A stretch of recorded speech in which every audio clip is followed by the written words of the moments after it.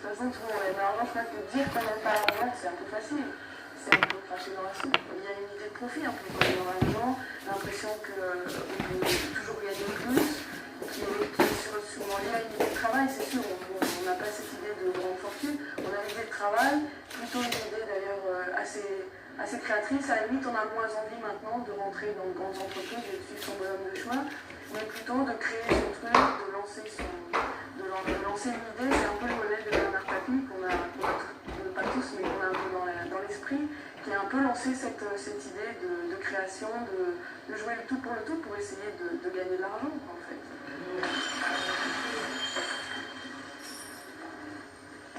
C'est l'histoire d'une petite fille qui va voir sa grand-mère parce qu'elle est malade et sa grand-mère elle habite dans la forêt. Et alors, il part pour lui apporter des galettes, de la confiture, et dans la forêt elle rencontre un loup. Stéphane, d'où te vient l'argent que tu as? Mes parents me donnent 50 francs tous les mois. Sinon, je fais différents petits travaux comme garder les enfants, tondre la pelouse.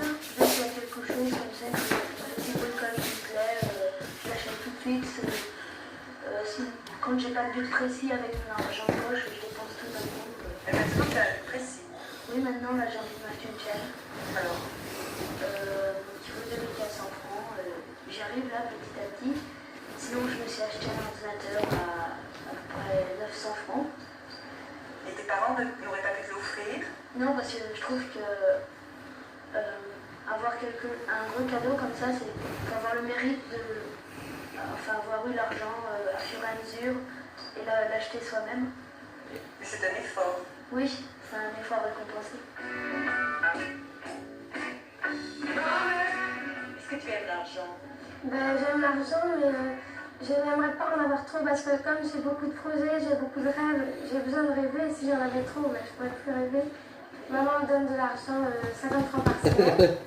Et puis aussi, comme il faut un peu se tracasser, que je voulais faire des économies que je n'ai pas réussi à faire, j'ai promené des chiens, j'ai mis une annonce dans un magasin, je suis dans une boulangerie, puis j'ai promené des chiens comme ça. Et ça rapporte? J'avais 10 francs de la demi-heure, mais c'était assez quoi. Et je n'ai pas réussi à faire mes économies, mais enfin je me suis bien amusée. Qu'est-ce que ça représente pour toi l'argent? Pour moi, l'argent, ça représente surtout quelque chose qui m'aide à m'amuser et tout, qui m'aide parce que je peux m'amuser sans et tout, mais j'aime beaucoup avoir de l'argent quand j'en veux, pour faire, je sais pas, moi, pour aller dans des foires et tout, je m'éclate une après-midi, après j'ai plus d'argent, mais c'est pas grave. Les quatre. Finalement, Non. ça stimule ou bien ça inquiète? Ça inquiète au départ, mais je crois que ça stimule ensuite parce qu'il y a justement cette idée de, puisqu'il n'y a pas de travail pour tout le monde, on n'a qu'à se lancer nous et faire notre chemin, quoi. Donc je crois que au départ ça a un peu inquiété, on a un peu l'impression de se dire bon, assurons, faisons des études, réussissons. Et puis aussi cette idée de bon, puisqu'il n'y a pas de place pour nous, on va la prendre, quoi.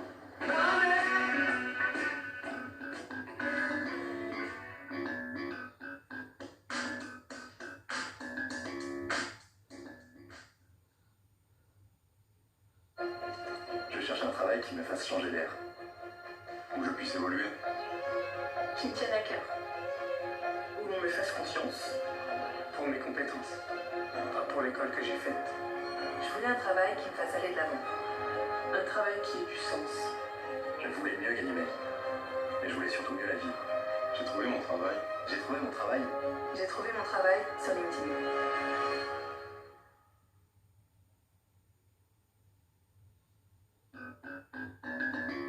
Le nouvel an, c'est la fête des amis plutôt. Et, enfin, c'est quand même la soirée qu'on passe vraiment avec ses meilleurs amis, ceux qu'on préfère. Est-ce que ça compte dans l'année, la nuit du Nouvel An?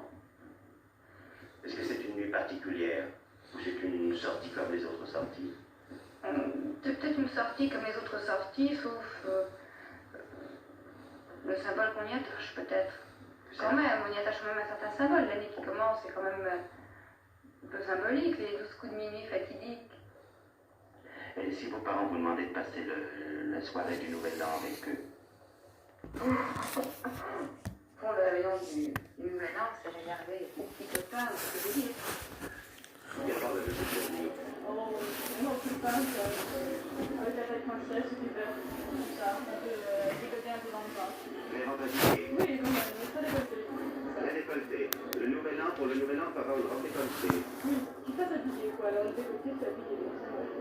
Il y a qu'à voir le soir à minuit moins 5 jusqu'à minuit 5. Sur le nouvel an. Sur les nouvel an, oui, dans la rue, les klaxons, on va ensemble, tout le monde est joyeux. Autrement, c'est plutôt savoir le champagne, et puis... Ça peut être amusant, mais le 14 juillet aussi. Quand une année se termine, en général, moi, ça pourrait plutôt me plonger dans la fiction, parce que on peut faire un bilan, et le bilan est en général négatif, et à peu près pour tout le monde. Alors moi, pour l'oublier, je me couche à 11h, vous comprenez? Qu'est-ce que vous pensez de cette tradition de Oh, note. aux gens, aux amis, aux relations? C'est gentil. C'est gentil, ça fait toujours plaisir de voir que les gens pensent à vous et penser un peu à eux, mais c'est un peu fastidieux de temps en temps. Ça permet de dire quelque chose de différent dans l'escalier une fois par an. Ça veut dire on dit bonjour, bonsoir, on s'en fout totalement, quoi. Vous n'envoyez à personne des cartes de bonne année. À des personnes de la famille, bien sûr. Mais sinon, à des amis, jamais. Et c'est avec plaisir que vous envoyez les cartes de bonne année. Oui, non. Pourquoi? C'est Une corvée. ça. Déjà, j'en envoie toutes mes camarades de classe et aux parents. Vous en envoyez tous aux camarades de classe? Pourquoi?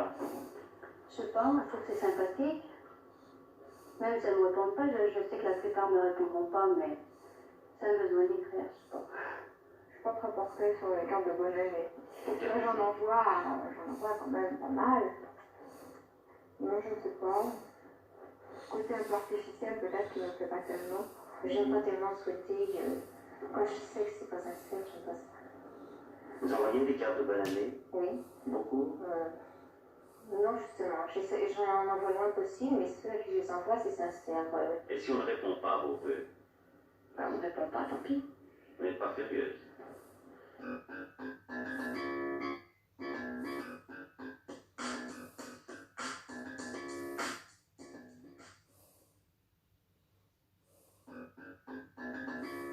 Trop de facilité, souvent trop d'argent, et surtout, si les parents ne s'en occupent pas assez. Ils laissent les jeunes pour avoir leur paix, leur tranquillité, ils les laissent faire ce qu'ils veulent. Et je trouve qu'il est beaucoup plus facile de toujours s'aider que de dire non. Les jeunes, surtout entre 14 et 18 ans, qui ne sont pas assez surveillés par les parents, ils ont un peu trop de liberté à mon avis, et ils fréquentent beaucoup les cinémas. Certainement aux fréquentations des enfants, et ensuite à une question que l'on peut peut-être appeler finance, c'est-à-dire ceux qui ont trop d'argent, ou ceux qui n'en ont pas assez. Ceux qui ont trop les blousons dorés, les autres on les connaît. En général, je crois que le milieu familial joue beaucoup. Les jeunes gens voient qu'il y a beaucoup de gains très faciles, et puis alors ils se disent pourquoi pas moi? Il y a des jeunes qui ne peuvent pas se permettre, que d'autres jeunes ils peuvent se permettre, alors ils cherchent une solution. Tout le monde veut devenir plus qu'ils sont. Veut devenir artiste, veut devenir ci, veut devenir tout. Ils leur font leur idole, Hallyday et d'autres, et puis alors dans chaque jeune gens, il y a un petit Hallyday qui dort et qui sommeille, et puis qui alors il croit, pourquoi pas moi, parce que c'est tellement facile à gagner de l'argent. Alors eux qui sont obligés de travailler et à gagner quelques sous par jour, la différence est trop grande. Eh bien, la lecture des romans de série noire, la jeunesse est souvent livrée à elle-même, étant donné que les femmes sortent travailler, et puis les films de gangsters. Il y a aussi les revues. Et puis il y a encore quelque chose, la jeunesse en ce moment, elle ne voit pas l'avenir. C'est extrêmement difficile à dire pour un homme de mon âge, parce que je crois que nous ne sommes plus dans le couple. Il faudrait d'abord éduquer les parents. Je ne dis pas que c'est la faute des parents, c'est la faute du temps moderne. Les sentiments familiaux ont énormément diminué, les enfants n'ont plus le respect de leurs parents comme ils l'avaient dans le temps, mais s'étendre sur un tel sujet tournerait peut-être un petit peu au ridicule, je n'aimerais pas faire sourire.